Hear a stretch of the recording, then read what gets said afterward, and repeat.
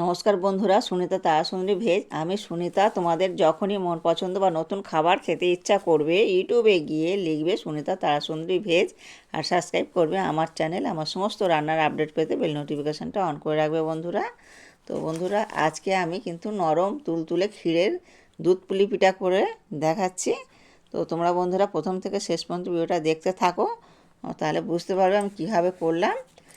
আর আমার এই সহজ রেসিপিগুলো দেখে যদি ভালো লাগে তাহলে প্লিজ আমার চ্যানেলে সাবস্ক্রাইব করবে, বেশি বেশি করে শেয়ার করবে। তো এই দেখো কত সুন্দর হয়েছে। আমি মূল স্রোতে ফিরে আসছি। আর মেজারমেন্ট কাপে 2 কাপ সিদ্ধ চালের গুঁড়ি নিলাম, আর 1 কাপ আতপ চালের গুঁড়ি নিয়ে নিলাম। তো এটা কিন্তু আমি বাড়িতেই করে নিয়েছি, মিক্সিতে পেস্ট করে নিয়েছি। তো পরিমাণ মতন লবণ দিলাম। লবণটা দিয়ে একটু ভালো করে মাখিয়ে নেব। এটা আমার মাখানো হয়ে গেছে। এই কড়াটা বসিয়ে দিলাম, 2 কাপ জল দিলাম। জলটা ফুটে গেছে বন্ধুরা, আমি এবারে গুঁড়িটা দিয়ে দেব।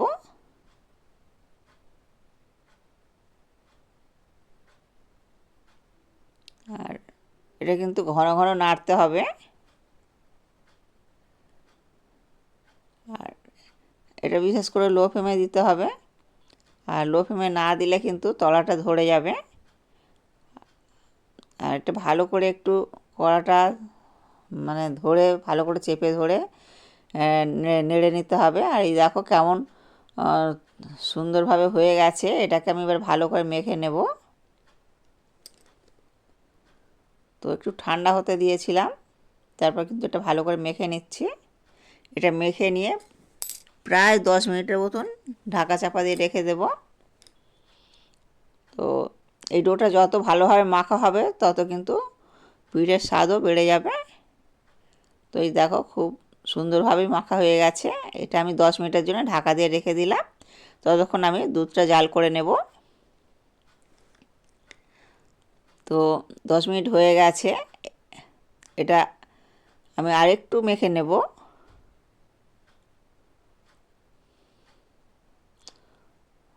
ততক্ষণ দুধটা আমার ওখানে ফুটিয়ে নিচ্ছি।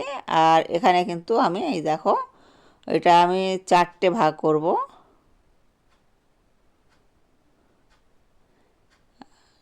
আর হাত দিয়ে এরকম করে গোল করে করে নেব।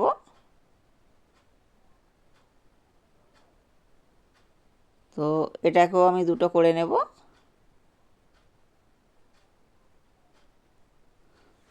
তো তোমরা বন্ধুরা স্কিপ না করে প্রথম থেকে শেষ পর্যন্ত ভিডিওটা দেখতে থাকো, তাহলে বুঝতে পারবে তো আমি কিভাবে ক্ষীরের দুধ পুলি পিঠা করছি। তো এটা আমি একটু অল্প করে চাল গুঁড়ি দিয়ে বেলে নিচ্ছি। আর সাইডগুলো ফেটে যাচ্ছে, এটা কোনো অসুবিধা হবে না। তো আমি তো সাইডগুলো কেটে বাদ দেব। তো এখানে দেখো আমি একটা গ্লাস নিয়েছি, গ্লাস দিয়ে আমি এইভাবে করে নিচ্ছি। তো তোমরা বন্ধুরা অন্য কিছু দিয়েও করে নিতে পারো। তো এইভাবে কিন্তু করে নিলে খুব সমান মাপেরই হবে। তো একই মাপের হলে দেখতেও ভালো লাগবে। আর যেহেতু দুধ পুলি পিঠা হচ্ছে, এগুলো একটু ছোট ছোট সাইজেরই করতে হয়, আর একটু পাতলা করেই করে নিতে হয়। তো তবে কিন্তু এর টেস্ট অসাধারণ হয়।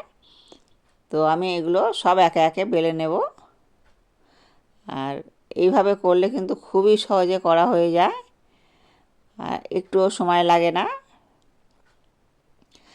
আর পিঠেগুলো অসাধারণ খেতে হয়। যেহেতু এইভাবে বেলে নিয়ে করা হচ্ছে তার জন্য কিন্তু খুবই পাতলা হচ্ছে। আর আমরা যদি হাতে খোল করে করি তাহলে কিন্তু এতটা পাতলা করে করা যাবে না, মোটা হয়ে যায় ওগুলো। তো এইভাবে করলে পরে একই সাইজেরই হবে। আর এইগুলো আমি পরে করে নেব। তো দেখো কত সুন্দর হয়েছে। তো আমি দেখো এখানে কিন্তু আমি ক্ষীর করে রেখেছিলাম, ক্ষীর দিয়েই করছি এটা। আর এই ক্ষীরটা কিন্তু আমি নতুন গুড় দিয়েই করেছি। তো ক্ষীরটা খেতে কিন্তু অসাধারণ হয়েছিল। তোমাদের কিন্তু ক্ষীরটা তৈরি করা দেখানো হয়নি। তো গুড়ের এটা কিন্তু আমি ক্ষীরটা বানিয়েছি, ভীষণ সুন্দর খেতে হয়েছিল।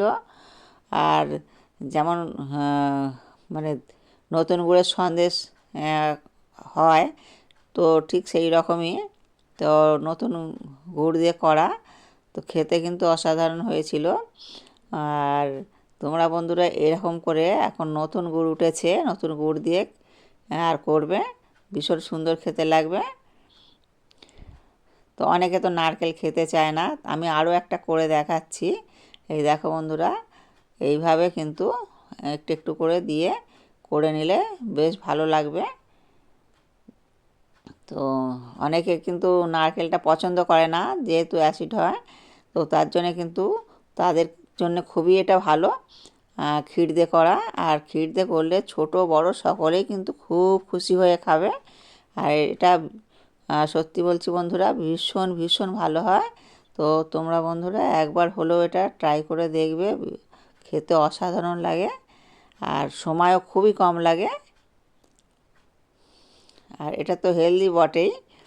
আর আমি এখানে দুধটা জাল করে নিয়েছি, আর আমল দুধ আমি 2 চামচ দিয়ে দিচ্ছি। তো এই 2 চামচ দিয়ে একটু ঘেঁটে নেব।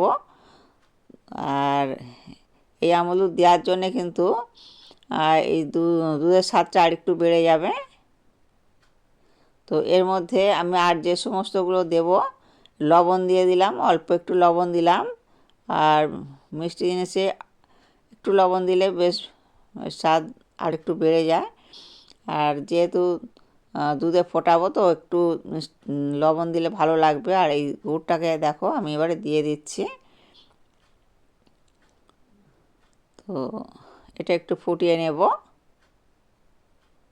আর এর মধ্যে আরও একটা জিনিস লাগবে, সেটা তোমরা দেখতে থাকো।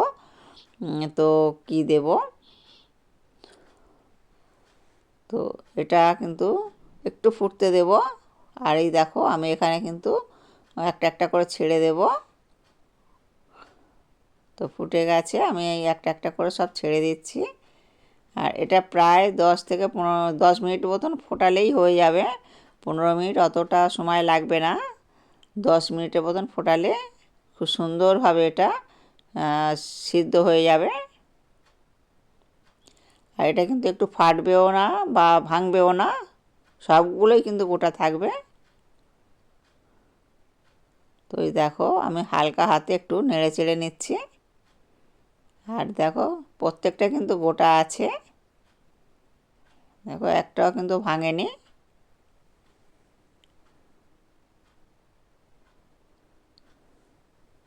তো এর মধ্যে আমি 1 চামচ এলাচকে গুঁড়ো করে দিয়ে দিলাম। এলাচটা অবশ্যই বন্ধুরা দিতে হবে, এলাচটা দিলে স্বাদ অসাধারণ হয়ে যাবে। তো এলাচটা দিয়ে একটু নাড়িয়ে চাড়িয়ে নিলাম। তো দেখো আমার এটা হয়ে গেছে, আমি গামলার মধ্যে ঢেলে নিলাম। তবে একটু ঝোল ঝোল মতন করেছি, এটা একটু টেনে যাবে। আর বন্ধুরা ভালো থাকবে, সুস্থ থাকবে এই ঠান্ডায়। আর ভিডিওটি এখানে শেষ করলাম।